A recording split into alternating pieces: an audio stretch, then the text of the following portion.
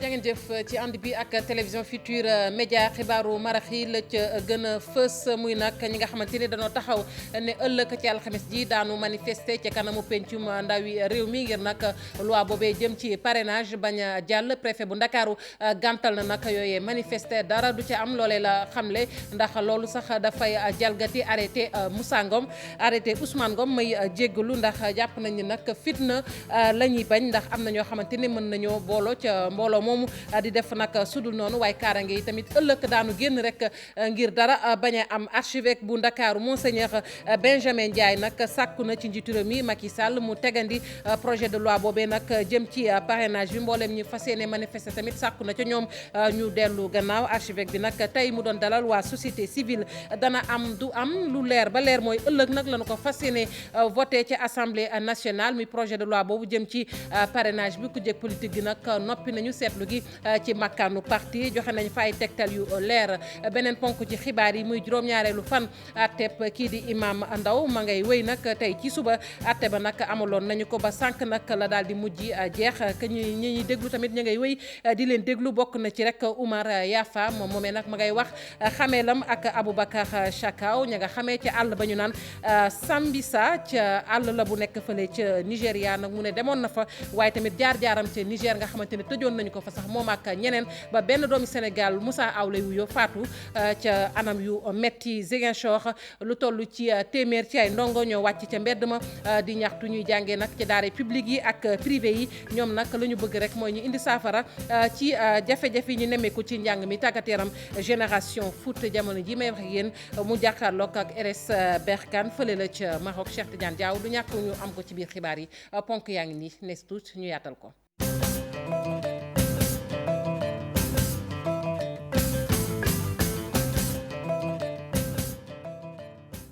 dale nag jàmm ci xibaaru marax yi ñu tàmbali ko rek ak li nga xamante ne nii nag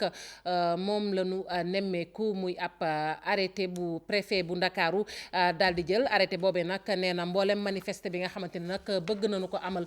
suba ci kanamu pencum ndawi réew mi ngir rek daal di naqarlu kon li nga xamante ne nii moom mooy projet de loi bi ñu ne dañu koy jàllale ci assemblée nationale. préfet ba nag daal di na koy tere ndax nee na loolee dëppawul ak arrêté Ousmane Ngom ndax fitna la ñuy bañ bëgguñu tamit ñuy raaxaloo ca mbooloo ma di def nag sudul noonu leneen la ñu xam le nag mooy mboolem ñi ngànk wàllu ko kaarange gi ëllëg ci alxamis ji daañu taxaw rek ngir benn fitna bañ a am. ñu àddu ci leneen muy Monseigneur Benjamin Ndiaye moom archevêque bu Ndakaaru dalal na nag tey ci suba waa société civile sàkku na nag ci njiitu réew mi Macky Sall mu tegandi projet de loi boobu jëm ci parrainage bi mboolem nag ñi fas yéene manifester tamit sàkku na ca ñoom ñu daal di dellu gannaaw bu baax a baax ndax jàpp na ni waxtaan kese moo am solo ba déggoo mën a am. Ibou Diouf ci leeral la.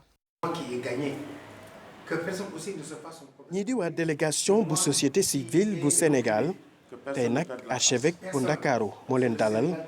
loolee may kii di Benjamin Ndiaye mu yëkkati ay kàddu rek jëmale ko ci li ñuy duppee parrainage. waa société civile dem nañu ci xalif yi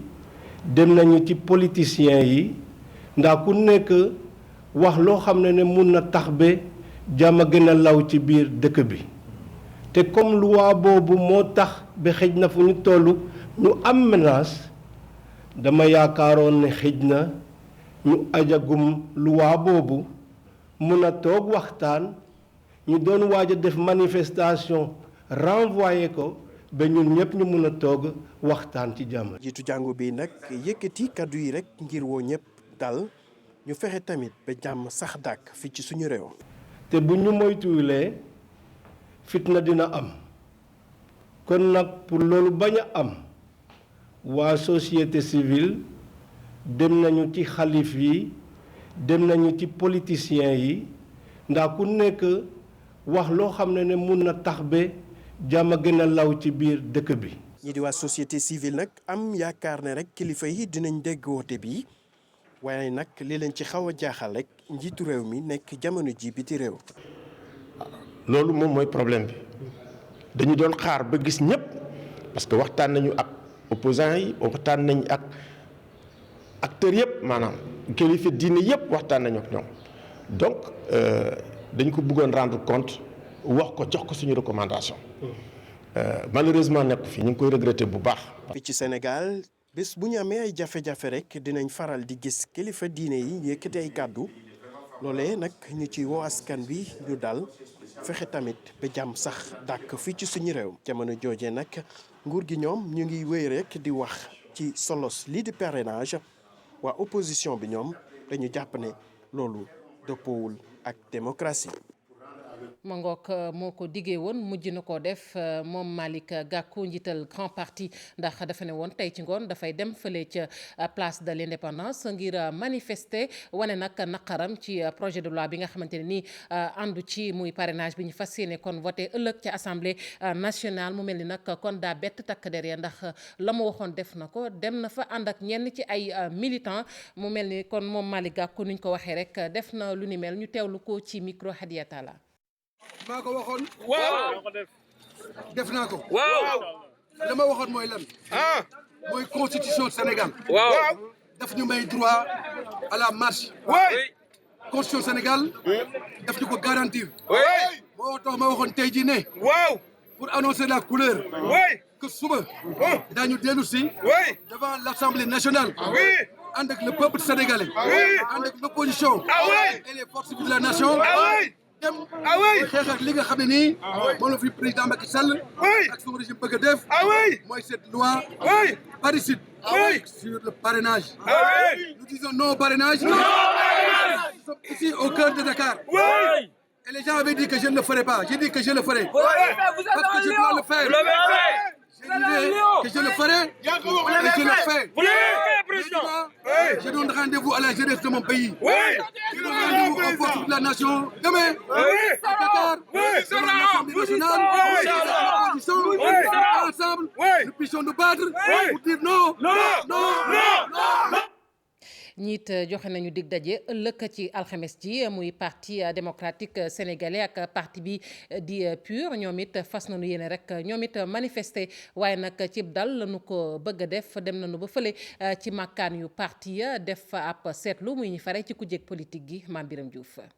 ñu waajal ay ndaje ngir amal ko alxamis bi wane sa ñàkk ànd ci ñu kon voté loi bi jëm ci parrainage ci kujje gi ci dalwaayu yenn ci ay parti ñu ko fay waajal bu baax permanence Omar Lamine Badji fii nag ci àllarba bi ñuy amal ay waxtaan ci biir militant parti démocratique sénégalais. depuis pas mal de temps depuis ñetti fan a ngi nii 4 jours ñu ngi toog di waxtaan ak sénégalais yi di waxtaan ak militants yi ñu ngi waxtaan mais jóguñ pour taal réew jóguñ aussi pour lakk dëkk mais nañ jóg woon ko ne aussi dëkk bi santul Sall que tey par exemple imam yi wax nañ église bi wax nañ ñëpp àttu nañ ko chef religieux yi wax nañ société civile wax nañ politique yi aussi wax nañ li ñuy àttu aussi di koy lancer un message aux députés qu'ils sachent que ce sont des députés ñu xam ne peut-être député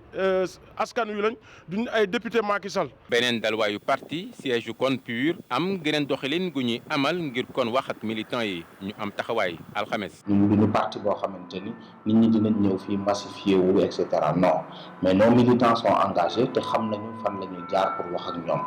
jaar nañu ci canaux yi ñu mën a jaar yépp wax nañu ak ñoom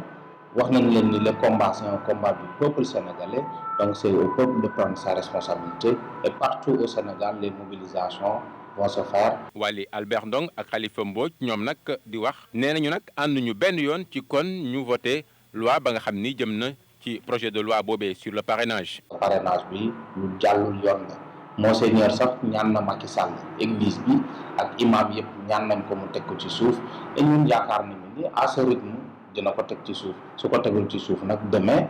loo xew ci réew mi moom responsabilité. dinañ dem assemblée nationale dinañ wër dëkk bi aussi bu ñu yaakaar ne foofu la ñu dem 4 heures du matin ñëpp dinañ fa xëy. bëgg a taxaw alxamis bi wane kon seen ñàkk ànd ci ñu voté loi bi jëm ci parrainage waaye lépp ñu amal ko ci jàmm nee nañ kon noonu lañ bëgg a doxalee seen taxawaay nag ci alxamis bi mooy nee nañ dinañu yëglu waaye lépp amal ko ci jàmm ci wane seen ñàkk ànd ci lu jëm ci vote loi sur le parrainage. ci banlieue bu Ndakaaru it daanaka lu ni mel la ñu fa seetlu askan wi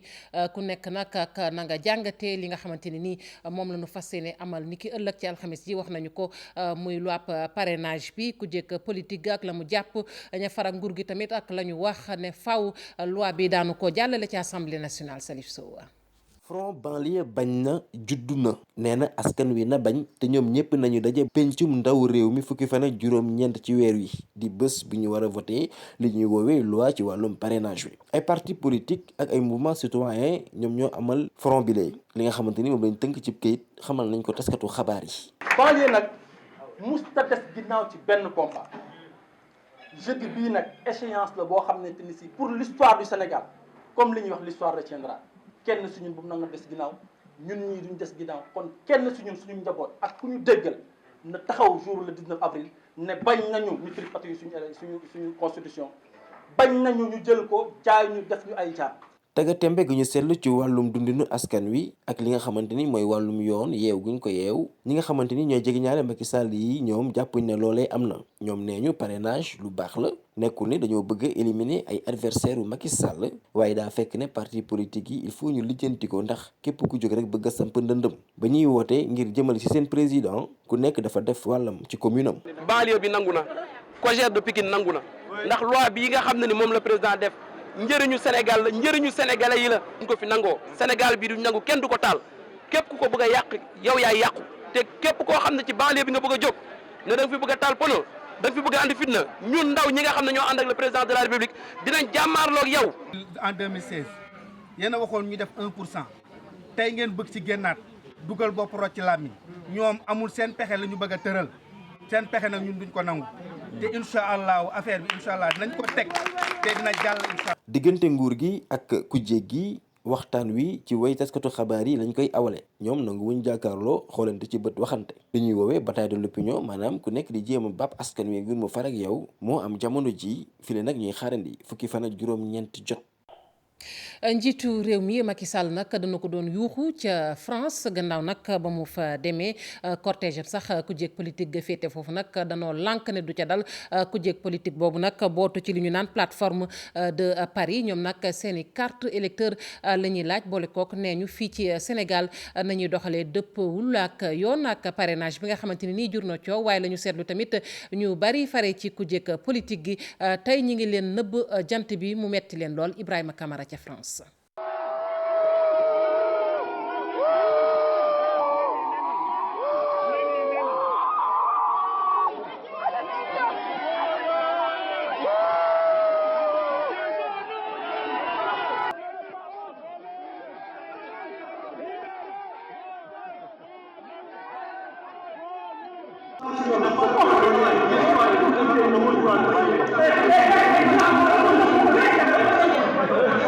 président Macky Sall gane ci France talaata ji ñi fare ci kujje gi doon xaar ngir won ko seen njaqare. dem consulat wane Macky Sall ne dafa war a jox nit ci seen carte ñu voté arrêté sàcc gi mu nekkee te mu ne fang 30 juillet won ko ne que li mu nam ma def bu fekkee nam na ko ñun nam nañ taxawal Sénégal won ko ne niñ ko Sénégal fale noonu la ñu bëggee mu bàyyi ñeneen ñi nga xam ne yenn doomu Sénégal yi nga xam ne ñoom noonu la ñu war a mën a falee aussi. ba ñu jógee sa consulat ba ñoom ñaxtukat yi daal di détourner cortège bi wutali fi nga xam ni mooy résidence ba. ba pare dem si rond-point du Trocadéro fi nga xam ne foo la fa cortège am doon aw pour dem résidence am fexe ba cortège bi ñu dévier ko won ko ne ñun taxaw nañ ñun ñi ngi si Sénégal bi nga xam ne mi ngi taxaw tey bokkuñu Sénégal gi nga xam ne dañu bëgg lu mu am rek lu mu wax rek ñu ne yaram kàlla. ñuy jafandu ba tey di artu na mu ko defaat ay bés yu ñu dëgmal la ngir wane seen njaqare ci ni mim réew di doxee. alxamis incha allah comme sénégalais yëpp yi nekk Sénégal yi nekk à travers le monde dinañ taxawaat consulat à 16h la ñuy jox rendez-vous mbokk yi nekk France di ñaan ñëpp sénégalais fu mu nekk rek mu taxaw wan Macky Sall ne Sénégal est debout parce que Sénégal moo ëpp Macky Sall. coow li bokk na ci parrainage bi fii ci Sénégal bu weesoo waay politique yi jàpp leen tamit ni askan wi ñoom jaaxle nañu ci parrainage bi ni muy mujjee ndax jàmm kese lay jur ku jég politique gi ña nga taxaw fa ñu taxaw ña farak nguur geek naka noonu lu mu ci mën a doon parrainage bi jur na coow ci Sénégal Hadiata la ci taxaw seetlu bi. fukki fan ak juróom-ñeent ci weeru avril di bés bu nar a metti bu ñu moytuwul. coow li nee na kur li ko waral rek nii di loi sur le parrainage bi nga xamante ne mu ngi lëmbee réew mi kujje politique bi ak nguur gi ku nekk daal di takku ñii di ne mbir mi dina jàll ñeneen ñii di ne du fi amee ñu dem bay tukkuwante jàmbaarloo bi bu ñu moytuwul dina am ci jamono jooju njiitu réew mi taamu dundu mbir mi ci bitim réew ndax coow li yëpp jar na ko muy société civile di kilifa diine yi ak citoyen sénégalais yi ñu ci ëpp xamal nañ ne gisuñu njëriñ lii di parrainage bi ci jamono ji ñu toll wala ñu xool rek nuñ ko mën a ajandiwee ba woote palum njiitu réew mi wees bu dee parrainage bi nar na naax saay suñu démocratie kujje politique bi ak nguur gi ndax war nañu tànqamlu xaar ba mbir mi ëpp loxo ku nekk daal di joxoñ sa morom dem bay lor askan wi lu ñu warul nangu la dox bi ngir wut saafara mi nga xamante ne société civile bi jógoon na ci ak kilifa diine yi rawatina njiitu jàngu bi di laaj rek ñu teg mbir mi ci suuf kenn waru kaa neenal ñi du yëngu ci wàllu politique yéena moom kàddu yooyu njuumte du wees ngeen war a xoolaat seeni doxalin ngir rek suqali démocratie bi ak li nga xamante ni mooy dal bi ci biir réew mi. wooteeg faluk njiitu réew mi li ci des nag matul fukki weer fële ca département bu Mbour moom APR nag xar na ñaar xaajaloo la ñu fa nemmeeku maître Oumar Youm ak Mahmoud Saleh ku ci ne nag sos nga sëb kuréel Abdourahmane Diallo. waa APR ci département bu Mbour ñu ngi waajal présidentielle 2019 bi waaye waajal boobu ci ab féewaloo lañ ko defee ñaari pàcc ngi nii nag ñoom ñoo fa ne beneen bi directeur de cabinet bu njiitu réew mi di maître Oumar Youm moo ko jiite bi ci topp jëriñ bi nga xam ni moom mooy Mahmoud Saleh mooy ndeyu bi liggéey ñaari pàcc yooyu nag ku nekk daal dina tàbb coordonnateur communal am Oumar Youm moom Saliou Samb di njiitu conseil départemental bu Mbour la daal di tàbb coordonnateur communal bu APR ci jamono jooju Mahmoud Saleh moom Cheikh Issa Sall njiitu mouvement Agir avec Macky pour le développement de Mbour la tànn li ni mel rekk day firndeel ni APR ci commune bu Mbour ñaari coordination la am seeni ñooñ yi sax fi mu ne nii commencé nañu xastante ak saagante ci internet bi ci jamono ji nga xam ni li waroon nekk seeni liggéey mooy fexe ba ñi nga xam ne ñoom ñoo nekk ci l'opposition bi ñu daal leen indi ñu bokk ci ñoom jamono jooju li leen gën a soxal rekk mooy militants yi nga xam ne ñoom ñoo nekk ci parti bi nan la ñuy fexe ba ku nekk ci ñaari pàcc yooyu daal ci ëppale ay nit ndax ñaari pàcc yooyu ku ne ci ñoom jàpp na ni moom moo yelloo jiite APR ci Mbour. Atteb Imam Ndaw tey jii nag la ne woon juróom-ñaareelu fan bi déglu gi nag di wéy ci ñooñee ñu tuumaal bokk na ci Oumar Yafa ma ñu doon déglu tey jii moom nag daal di nay nettali jaar-jaaram na mu xamanteek kii di Aboubacar Chakaw ca àllub Sambisaba moom ak yeneen doomi Sénégal yoo xamante ne nag dañu doon tukki ca Nigéria wax na i tamit jaar-jaaram ca Niger ndax foofee sax jot nañ ko fa tëj moom ak ñeneen ci anam yu métti métti sax ci la kii ñu naan Moussa Aw ñàkkee bakkanam Aminata Mbaye Sow. mangook du ñàkk kon ñu dellusi ci mbolo boog ngeen am ko ci biir xibaar yi ci nasaraan lay doon ak Aminata Mbaye Sow ñu àddu ci leneen fële ca diwaanu Ziguinchor ay ndongo nag ñoo wàccoon ca mbedd ma di ñaxtu ñuy jànge ci ay école publique ak privé la ñu bëgg nag mooy jafe-jafe ñi nemmeeku ci njàng mi saafara am ci ndax ñoom boo dee xool ñoo ca gën a loru ndongo yooyu ko doon wax ci seen tur Abdoulaye Ndiaye lay wuyoo ñu teewlu ko ak Boubacar Diassi. ay élèves lañ nous sommes là pour étudier nekk ñu fii pour depuis janvier mënuñu jot suñu feuille composition suñu bulletin am na ñu bëgg a def formation yi mënuñu ko def.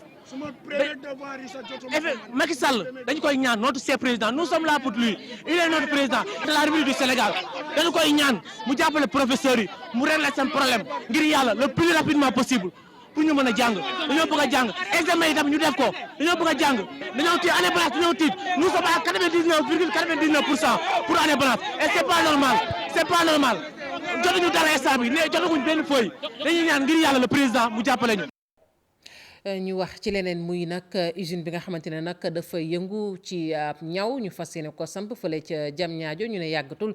ci weeru juin la fédération di mbootaay bi ëmb ñi nga xamante ne nag ay ñawkat lañu waaye tamit di fent ci wàllub modd ñu ngay wéy di naqarlu nag boobeep kërub liggéeykaay nga xamante ne nag ma nga fekk baax ca Chine ndax nee nañ bu ñu ko fi defee dana leen gàllankoor lu bare bari ci seenub liggéey tey la ñu xëy doon janook taskatu xibaar yi Cheikh Diop. am nañ fi. fédération bi nga xam ne moom moo ëmb képp kuy ñëw fii ci réew bu Sénégal nag ñoom ñooy ñaawlu bu baax a baax initiative bi nga xam ne moom Macky Sall daal dina koy jël ngir daal di taxawal ab société textile chinoise foofee ca Diamniadio SECAS nag di xamal nguur gi dogal boobee mu bëgg a jël day dakkal yenn ci ay xëyu ndaw. lépp ci bëgg-bëggu président de la République bu Sénégal son excellence Macky Sall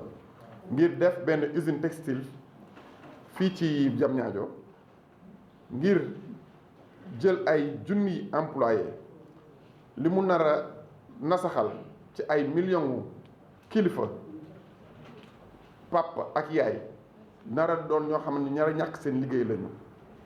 loolu bari na trop. modèle yi nga xam ne tailleur yu Sénégal ñu ngi koy ñaw ci chinois yi di leen toppandoo ak ay tissus yoo xamante ne nii qualité bi baaxul dara bu ñu sukkandikoo ci ñiilee. tey jii nii dañoo dugg boo duggee ci biir ñaw Sénégal. juróomi nit yoo gis ñu sol yére benn nit rek nga ciy gis koo xamante ne ñaw bi ñawu sénégalais la bu ñu ñaw li ci des yëpp ay taf la ak ay garniture yoo xamante ne ci chinois yi lay jóge dafa am nag li ñuy wax naan problème santé publique ndax ñëpp xam nañ li chinois di def ci seen ay produits chimiques ci seen ay tissus boo ci demee bëcc bi di nga ci gis lu jëm ci wàllu luy jëm ci affaire allergie luy indi ay feebar ci seen ay tissus yi nga xamante ne ñun ñi nga xamante ñooy acteurs yi di liggéey ci kii yi ci tissu textile dañ ciy am problème sax boo ciy repassé wala nga ciy liggéey ngay gis odeur yu bon yoo xamante ne nga xam ne lii c'est des produits chimiques yu bon a bon la ñu liggéeyee tissu yooyu. yii la ñëwkat nag ak itam créateur yii la ñoom ñooy oo nguur bu Sénégal mu dikk ak ñoom ci ay saafara ci jafe-jafe yi nga xam ne ñu ngi koy dund jamono yii. ñu ngi woowaat suñu njiiti réew ak ñi nga xam ne suñu ay ministères yi nga xam ne suñu ay ministères tutelle lañu nañu waxtaan ak seen njaboot parce que nag affaire bi dafa doy waar trop. ngir daal di aar domaine bi nga xam ne ñu ngi siy yëngu fédération yu couturier ak itam créateur associé du Sénégal li ñu xamle moom moo di duñu dellu ginnaaw benn yoon ci li nga xam ne moom moo di seen ay bëgg-bëgg. 2017. màggalub Daaru Muxti ñi ngi koy waajal kilifa yi nag jël ci ay matuwaay bu baax a baax am na sax ab CRD boo xamante ni amaloon nañu ko ñu ne nag ci wàllu ndox ma ci wàllug courant ci wàllug wér-gu-yaram nag matuwaay yu ci war daanu ko jël ki nga xamante ni moom la ñu toftal ci gouverneur bu Louga moom nag moo yëkkati ay kàddu Amadou Mbeng mi nga xamante ni moo doon jiite CRD boobu ci micro Mohamed Diop. Senelec dafa naa ni dafa am ay secteurs yoo xam ne ay secteurs clés lañ pour organiser événement yu mel nii te Senelec ci la bokk te ñoom engagé wu nañ pendant 1 mois bu neexee yàlla délestage du am si Daaru Muxti xëy na chef de secteur bi wax na ko nee na risque zéro amul fenn waaye ñoom dinañ def seen kem kàttan ba loolu ñu respecté ko. doon naa wax aussi nii. de 2015 am na ay problème yu fi amoon ci côté ndox ba porte-parole bi jotoon na ko wax ci presse bi mais ban ci jógee ba tey defe naa ni hydraulique ñi ngi def ay effort pour que problème mu ndox bu mu ñàkk a am fii ci Daaru Muxti ñu ñaan yàlla rek mu continuer ba problème ndox yu fi daan am yëpp ñu fàtte ko ak réalisation F4 bi nga xam ni dina am 500 mètres cubes de capacité. ci côté santé. Comité d'organisation bi souhaité woon na ñu renforcer personnel bi indi ay spécialistes lu demee ni que ay pédiatre cardiologue ak gynécologue pour renforcer équipe médicale bu fi nekk loolu dégg nañ ko te dinañ ko jottali ministre de la santé. niñ ko doon waxee ci ponk yi génération foot doon laale ak RS Berkane fële ca Maroc génération foot nag kon éliminé nañ ko ci jongante boobee ndax RS Berkane dóor na ko 2 bal ci dara lu ci gën a leer di ngeen ko am ak Cheikh Tidiane Diaw du ñàkk xëy na ci xibaar yi ci nasaraan lay doon xibaar yooyu sax ngeen fas yéene ci ànd ak Chérif Dia mbokk yi fii la ñuy tàggatoo yéen jaarale leen yéen ñi farewoon ci machine ni ñu ci jàpp bu mu sotti.